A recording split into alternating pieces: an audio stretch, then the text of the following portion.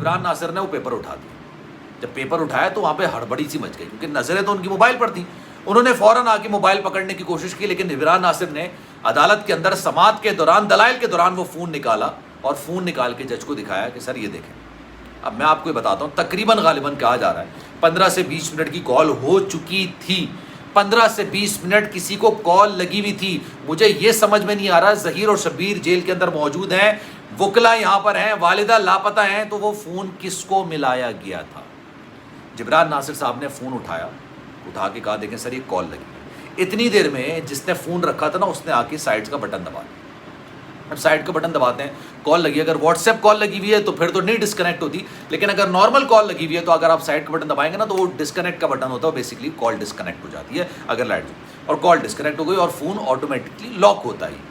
تو انہوں نے عدالت کو کہا سر یہ دیکھیں یہ شرانگیزی ہو رہی ہے. بسم اللہ الرحمن الرحیم, السلام علیکم, آپ کو خوش آمدید. میں ہوں سلمان مرزا اور آپ دیکھ رہے ہیں میرا YouTube channel some up with Salman Mirza. بہت شکریہ جناب, یہ ویڈیو دیکھنے کے لیے آپ نے وقت نکالا ہے. تہہ دل سے میں آپ سب کا شکریہ ادا کرتا ہوں اور میری دعا ہے کہ آپ جہاں ہوں خیر و عافیت سے ہوں, صحت مند ہوں اور تندرست ہوں. جناب آج ظہیر اور شبیر کیس میں, زہرا کاظمی کے کیس میں بڑی پیش رفت ہوئی ہے. 3 چیزیں تھیں جس پر سماعت ہونی تھی, لیکن سماعت کے والے سے تو میں بعد میں آؤں گا. لیکن اس سے پہلے میں نے جو پچھلی ویڈیو بنائی اس میں نے آپ کو بتایا تھا کہ جناب ایک ایسا واقعہ ہوا ہے آج عدالت کے اندر جس سے یہ جو گینگ ہے نا یہ پوری طریقے سے بے نقاب ہو گیا. بلکہ بے نقاب بھی بڑا اچھا لفظ ہے, میں کہوں گا برہنہ ہو گیا ہے یہ گینگ. اس کی اصلیت مکمل طور پر سامنے آ چکی ہے. یہ کیس جتنا اوپن اینڈ شٹ کیس نظر آتا ہے نا سامنے سے کہ بھائی ایک بندہ ہے, اس نے ایک بندی کو بھگایا ہے اور اس کے بعد اس سے جعلی نکاح کیا ہے, یہ کیس اتنا سیدھا سادہ نہیں ہے جناب. اس کیس میں جب جب ڈیٹ پڑتی ہے, جب جب ہیئرنگ ہوتی ہے, تب تب ان کی شرنگیزی نکل کر سامنے آتی ہے. آج عدالت کے اندر ایک ایسی چیز ہوئی ہے جس سے اب اس بات پر مہر ثبت ہو گئی ہے. یقین جانیے کہ جناب ان کے پیچھے کوئی ایسا شخص ضرور ہے جس کو ساری چیزوں کو, تمام چیزوں کو بتایا جاتا ہے, اس سے بریفنگ لی جاتی ہے, اس کو تمام چیزیں رپورٹ کی جاتی ہیں. آگے تو یہ لوگ ہیں ظہیر شبیر, ان کی والدہ جو اپنے آپ کو بیوہ کہتی ہیں, یتیم کہتے ہیں ظہیر اور شبیر اپنے آپ کو, لیکن ان کے پیچھے کون ہے جو واقعی میں نقاب میں چھپا ہوا ہے اور ہر چیز کو آپریٹ کر رہا ہے. آج عدالت کے اندر ایک ایسی چیز ہوئی ہے جناب جس سے یہ بے نقاب سے ہو گئے.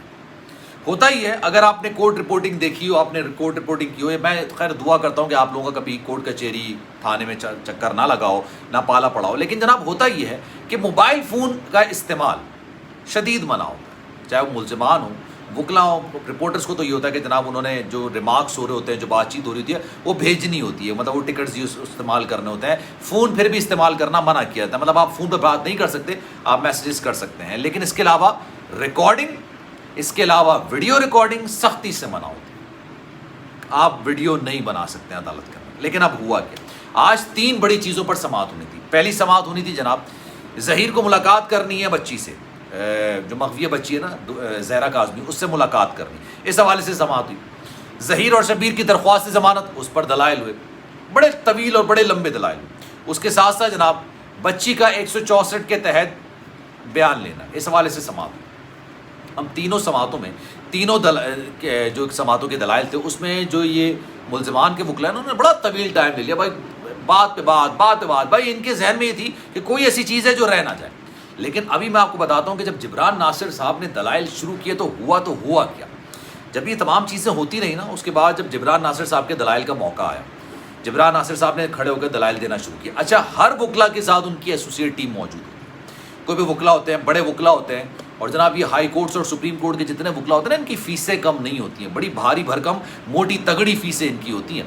لیکن جناب ان کے ایسوسیٹ ان کے ساتھ موجود ہوتے ہیں, کوئی ان کے ذہن سے بات نکل جاتی ہے تو کان میں آ کے کوئی ایسی بات کہہ دی جاتی ہے, ہو سکتا ہے کہ ذہن سے نکل جائے, دیکھ کر اکثر وہ پوائنٹس لکھ رہے ہوتے ہیں.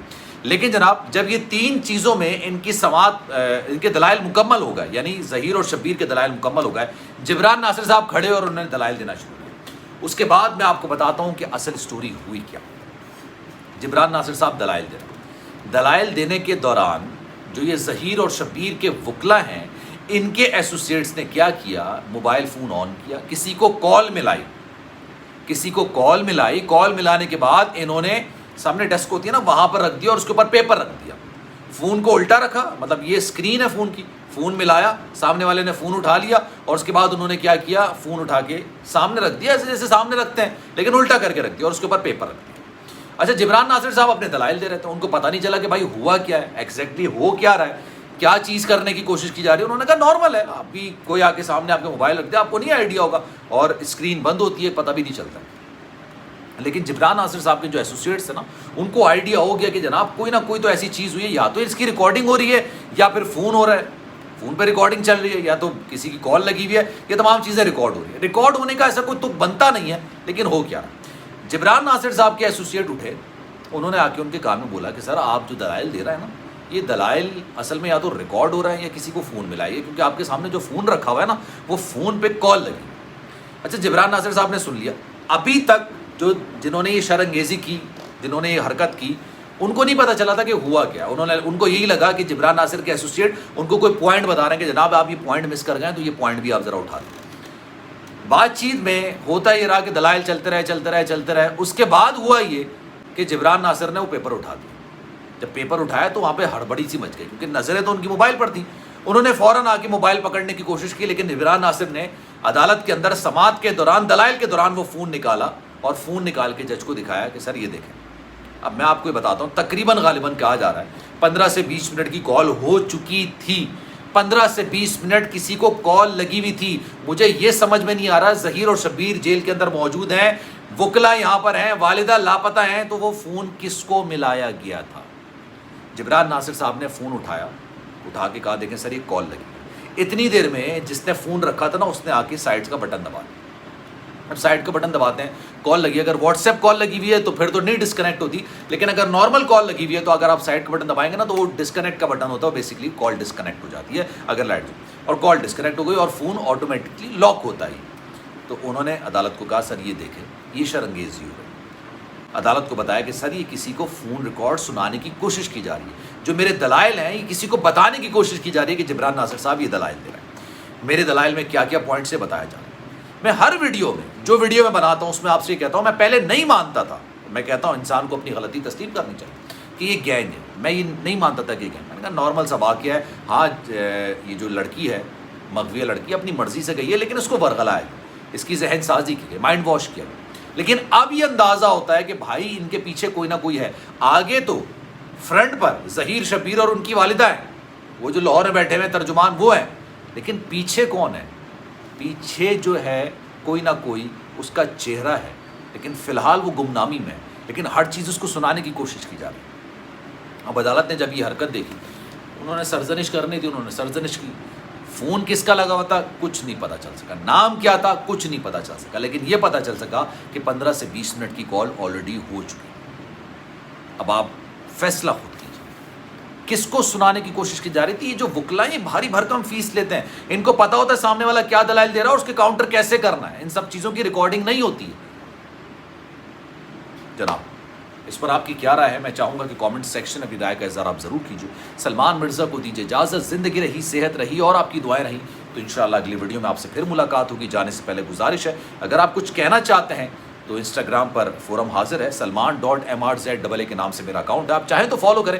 کوئی بھی آپ میسج دیں گے انشاءاللہ میں آپ کے میسج کا رپلائی ضرور کروں گا. خیال رکھیے گا اپنا.